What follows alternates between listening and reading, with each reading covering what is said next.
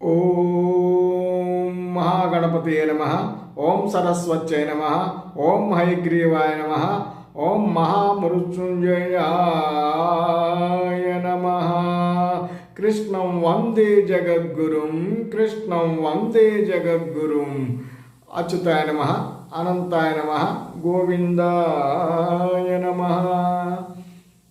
ప్రియమైన ఆత్మబంధువులారా, ఈరోజు మనం భగవద్గీత అనే జ్ఞానయజ్ఞం 12వ భాగానికి మీ అందరికీ స్వాగతం, సుస్వాగతం. మనం 3వ అధ్యాయము కర్మయోగము అందులో ఉన్నామండి. మనం మరింత ముందుకు వెళ్దాం. దేవాన్ భావయతానేన తే భావా భావయంతు పరస్పరం భావయంతః శ్రేయ పరమవాప్స్యద. ఈ శ్లోకంలో భగవానుడు ఏం చెప్పారంటే, యజ్ఞముల ద్వారా మీరు దేవతలను తృప్తిపరచండి, ఆ దేవతలు మీకు మేలు చేస్తూ ఉంటారు. ఈ విధంగా పరస్పరము సంతృప్తిపరచుకొనుచు పరమ శ్రేయస్సును పొందగలరు అని చెప్పడం జరిగిందండి. ఈ శ్లోకంలో మనం చాలా విషయాల్ని పరిగణించాలి, తెలుసుకోవాలి. ఇదివరకు ప్రజలు నిత్యము యజ్ఞములు చేసేవారని మనం చెప్పుకున్నామండి. ఆ యజ్ఞములలో వివిధ రకమైన సమిధులను, ఓషధులను యజ్ఞంలో వేసేవారండి. అవి అగ్నికి కాలి ధూమమై అవి పైకి లేచి మేఘాలలో కలిసి తర్వాత అవి వర్షముగా తిరిగి భూమికి చేరేయండి. ఆషాఢ, శ్రావణ, భాద్రపద, ఆశ్వయుజ మాసంలో యతులు, మునులు అందరూ చతుర్మాస వ్రతం చేసేవారు. అప్పుడు ప్రతిరోజు వారందరూ యజ్ఞాలు చేయడం జరిగేదండి. యజ్ఞకుండంలో ఎన్నో ఔషధులను, నేతిని, సమిధులను వేస్తారు. వాటి నుండి వెలువడి ధూమం పైకి లేచి ఎక్కడెక్కడో ఉన్న మేఘాలను తాగి అక్కడికి చేరి వాటిని ఘనీభవించి వర్షంగా తిరిగి భూమికి చేరేయండి. అందుకే ఆ నెలలలో వర్షాలు సమృద్ధిగా ఆ కాలంలో లభించేవండి. పంటలు పండేవి, ధనధాన్యాలు సమృద్ధిగా ఉండేవి. ఇవన్నీ దేవతలు మనకు ఇచ్చిన వరాలు కాదా? ఈ రోజుల్లో యజ్ఞయాగాదులు ఎక్కడో తప్ప ఎక్కువగా విరివిగా జరగటం లేదు. కేవలం మేధో మదనాలు మాత్రమే జరుగుతున్నాయి. కానీ మేఘాలను ప్రార్థించి ఆవాహన చేస్తే వర్షాలు కురుస్తాయి. మేధో మదనంలో అంతగా ఫలితం కనపడటం లేదు. ఈ శ్లోకంలో దేవాన్ అనే పదం వాడారు. దేవాన్ అంటే దేవతలు, అంటే ప్రకృతి శక్తులు. దివ్ అనే ధాతువు నుండి దేవత, దైవము అనే మాటలు వచ్చాయండి. దివ్ అంటే ప్రకాశము, ప్రకాశించేది. మన జీవితాలను 5 దేవతలు ప్రకాశింపచేస్తున్నారండి. అవి భూమి, గాలి, నీరు, అగ్ని, ఆకాశం. వీటిని మనం దైవీ భావనతో దేవతలుగా పూజిస్తూ ఉంటాము. భూదేవి, వాయుదేవుడు, అగ్నిదేవుడు, వరుణదేవుడు, ఆకాశమే విష్ణు స్వరూపము. అంటే ఆకాశము అనంతము, సర్వవ్యాపి. భూమి నుండి మనకి లభించని పదార్థం ఏదో చెప్పండి? అన్నీ మనకు భూమి నుంచి లభిస్తున్నాయి. మనం హ్యాపీగా ఉంటున్నాము. మనం తినే ఆహారము, కట్టుకునే బట్టలు, ధరించే ఆభరణాలు అన్నీ కూడా భూదేవి నుంచి వచ్చాయి. ఇక వాయువు, కాసేపు గాలి ఆడకపోతే మనందరం ఏమవుతామండి? మనందరం చనిపోతాము.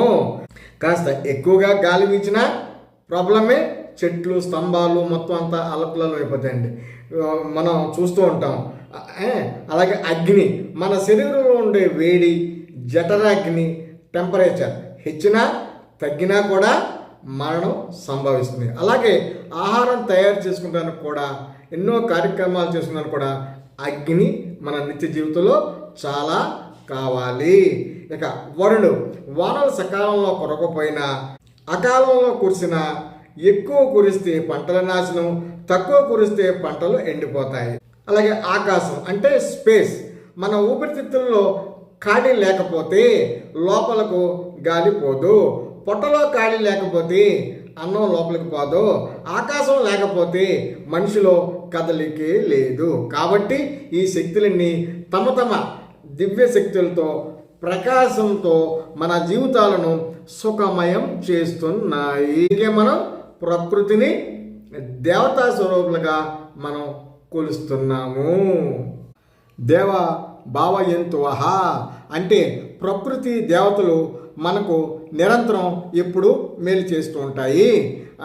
ఈ ప్రకృతి శక్తులన్నీ మన జీవితాలను సక్రమమైన మార్గంలో నడిపిస్తున్నాయి. దానికి మరి మనం ఏం చేయాలి? మనం కూడా కృతజ్ఞతాభావంతో వాటిని ఆరాధించాలి. కానీ మనం మాత్రం ఆ పని చేయట్లేదు.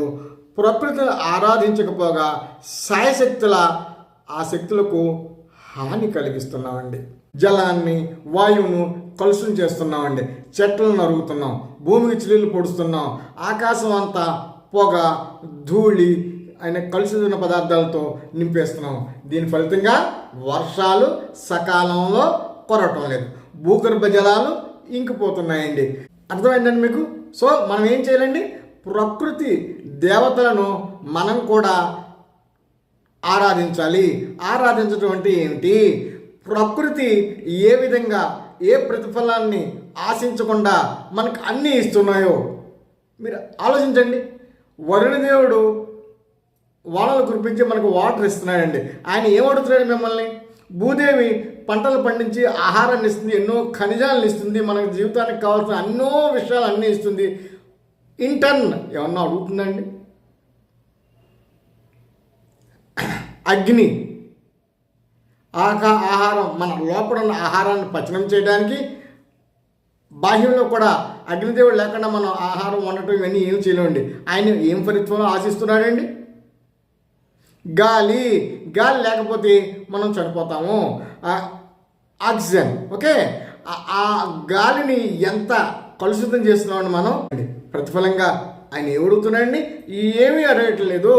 ప్రకృతి నుంచి మనం నేర్చుకోవాల్సింది ఏమిటి? నేను మీకు భగవద్గీత మొదటి కంటే శ్రీకృష్ణ భగవానుడు అర్జునుడు చెప్తున్న అనేక సందర్భాలలో ప్రతిఫలాన్ని ఆశించకుండా కర్తవ్యాన్ని నిర్వర్తించాలి. అంటే మన కర్మ అంటే మన పనులని మనం నిరంతరము సాగిస్తూ ఉండాలి. ప్రతిఫలాపేక్ష లేకుండా ప్రకృతి దేవతలన్నీ మనకి ఏ విధంగా సహాయం చేస్తున్నాయో మనం కూడా అదే విధంగా మన జీవితాన్ని మలుచుకోవాలండి. ఇది మనం ప్రకృతిని చూసి నేర్చుకోవాల్సింది. ఇటీవల అప్పుడప్పుడు మనం వింటూ ఉంటాం, పేపర్లో చదువుతూ ఉంటాం, ప్రకృతిని జయించాము అని కొంతమంది చెప్తూ ఉంటారు. కానీ ఇది అసంభవము. ఒక చిన్న గట్టి గాలివాన వస్తే, అడవుల్లో అగ్ని రగిలితే, గట్టిగా గాలి వీస్తే, భూకంపాలు వస్తే అంతా అతలాపతలం అయిపోతుందండి.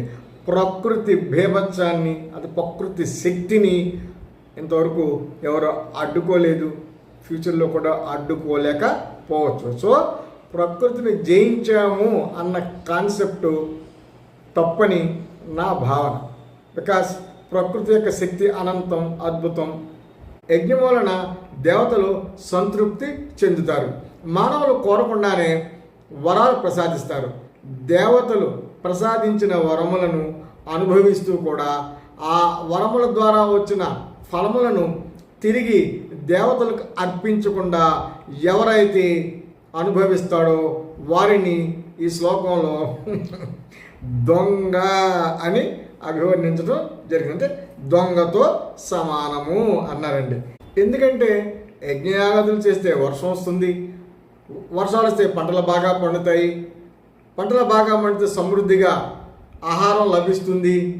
సో ఇవన్నీ కూడా భగవంతుడు ఇచ్చినయే. ఈ ఇచ్చిన దాన్ని తిరిగి భగవంతునికి అర్పించి మనం స్వీకరిస్తే అది ప్రసాదంగా మారుతుంది. ఇక్కడ భగవంతుడికి పెట్టడం అంటే ఏదో దేవాలయంలో ఇవ్వటమో, ఇంట్లో ఫోటో దగ్గర పెట్టడమో, విగ్రహం దగ్గర పెట్టడమే కాదండి. భగవంతుడి నిమజ్జనం అంటే సాటి ప్రాణులకు పెట్టడం, జంతువులకు పెట్టడం, వృక్షాలకు నీరు పోయడం లాంటివి వీటిని ఒక కేటగిరీగా మలిచి పంచ మహాయజ్ఞములు అంటారండి. అంటే అవి దేవయజ్ఞము, ఋషి యజ్ఞము, పితృయజ్ఞము, భూతయజ్ఞము, మనుష్య యజ్ఞము. ఇవి అన్నీ మనం ప్రకృతిని దృష్టిలో పెట్టుకుని వాటికి మనం తిరిగి మన కృతజ్ఞతాభావంతో తెలియజేసే పనులు అన్నమాట అండి ఇవన్నీ. అర్థమైందా మీకు? 5 యజ్ఞాల గురించి సంక్షిప్తంగా మీకు ఇప్పుడు చెప్తాను. ఫస్ట్ది దేవయజ్ఞము.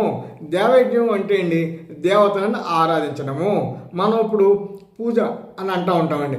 స్నానం చేసిన శుచి శుభ్రంతో ఎంతో కొంత మీకున్న టైంలో కొంత టైము భగవంతుని దగ్గర కూర్చుని కాస్త దీపారాధన చేసి మనస్తృప్తిగా భగవంతుని యందు మీ మనసును లయం చేసి కాస్త సమయాన్ని స్పెండ్ చేయటం, దీన్ని పూజ అంటారండి. అలాగే ఇందాక నీకు చెప్పాను కదా, భగవంతుడు ఇచ్చిన దాన్ని ప్రసాదంగా భగవంతునికి అర్పించి దానిని ఆ ప్రసాదం కింద మనం స్వీకరిస్తాము. ఇది మనం దేవయజ్ఞం కింద చెప్పుకున్నాం. తర్వాత పితృయజ్ఞము. పితృయజ్ఞం అంటే చనిపోయిన పూర్వీకులకు జలతర్పణాలు వదలటం అండి, పిండ ప్రదానాలు చేయటము, శ్రాద్ధ కర్మలు పాటించడము, వీటినన్నింటినీ కూడా మనం పితృయజ్ఞం కింద అంటామండి. తర్వాత మనుష్యయజ్ఞము. కష్టాలలో ఉన్న సాటి మనుషులకు సహాయం చేయటము, అడిగిన వారికి లేదనకుండా ఎంత రుణమో ఫణమో ఆకలితో ఉన్నవాడికి అన్నం పెట్టడం, ఇవన్నీ కూడా మనుష్య యజ్ఞంలోకి వస్తుంది. ఏదైనా ఒక పని చేయాలంటే అది మనం ఒక్కళ్ళ వల్లే కాదండి. నేను గతంలో కూడా చెప్పాను, ఎంతోమంది సహకరిస్తేనే ఆ పని అవుతుంది. అందుకే సమిష్టి ఫలం అని కూడా మీకు చెప్పాను. అంచేత మనుష్య యజ్ఞంలో సాటి మనుషులకి సహాయం చేయాలి. తర్వాత బ్రహ్మయజ్ఞము. బ్రహ్మయజ్ఞం అంటే అండి వేదాలను శాస్త్రాలను అధ్యయనం చేయటము, వాటిలో చెప్పినవన్నీ చదవటము, అవగతం చేసుకోవటము, మళ్ళీ తిరిగి వాటిని కొంతమందికి చెప్పటము, మంచిని పంచటము, దీన్ని బ్రహ్మయజ్ఞం అంటారు. అంటే ప్రతిరోజు భగవద్గీతలో కొన్ని శ్లోకాలు కానీ వేదాధ్యయనం కానీ కాస్త టైం స్పెండ్ చేసి వీటిని చేయటం, దీన్ని మనం బ్రహ్మయజ్ఞము అంటామండి. తర్వాత భూతయజ్ఞము అంటే సాటి జంతువులకు క్రిమి కీటకాదులకు ఆహారాన్ని ఇవ్వటం. అలాగే మనం పూర్వకాలం అన్నం తినేటప్పుడు అండి ఒక ముద్దని విడిగా తీసి పక్కన పెట్టి అప్పుడు భోజనం చేసేవారండి. ఇది బయట వేస్తే క్రిమి కీటకాదులు పక్షులు అవి తింటాయి అన్నమాట. వీటిలో భావార్థం బాగా అర్థమైందని అనుకుంటున్నాను. వీటిని పంచ మహాయజ్ఞాల కింద చెప్పడం జరుగుతుందండి. చాలామంది ఆచరిస్తుంటారు. మీరు కూడా ట్రై చేయండి ఇవన్నీ చేయడానికి, జన్మని పునీతం చేసుకోండి. గత శ్లోకంలో భగవంతుడికి అర్పించకుండా తింటే దొంగ అన్నారు కదండి. తర్వాత శ్లోకంలో ఎవరైతే ఈ విధంగా చేయకుండా తింటాడో వారికి పాపము అంటుతుంది అని చెప్తారండి. సో వీటి నుంచి మనం రక్షించుకోవడానికి మనం ఈ పంచమహాయజ్ఞాలని మన జీవితానికి అన్వయించుకుని చేద్దాం. సరేనా అండి? ఇదే విషయాన్ని మనం ఇంకో రకంగా చెప్పుకున్నామండి. కర్మలు చేయకుండా ఎవరూ ఉండలేరు. ఏదో కర్మ చేస్తూనే ఉంటాం. అది ఆ కర్మ వల్ల ఫలితం మంచిది కావచ్చు, చెడు కావచ్చు. మంచి ఫలితం వస్తే ఆనందిస్తాం, సంతోషంగా ఉంటాం. అదే చెడు ఫలితం వస్తే ఏడుస్తాం, బాధపడతాం, దుఃఖిస్తూ ఉంటాం.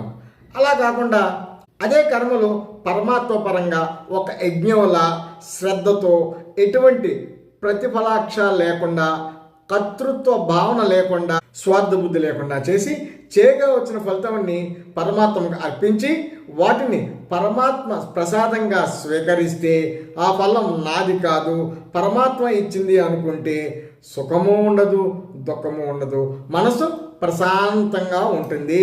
మనసు ప్రశాంతంగా ఉంటే ఏ పాపము అండదు, పాపాలన్నీ నశిస్తాయి.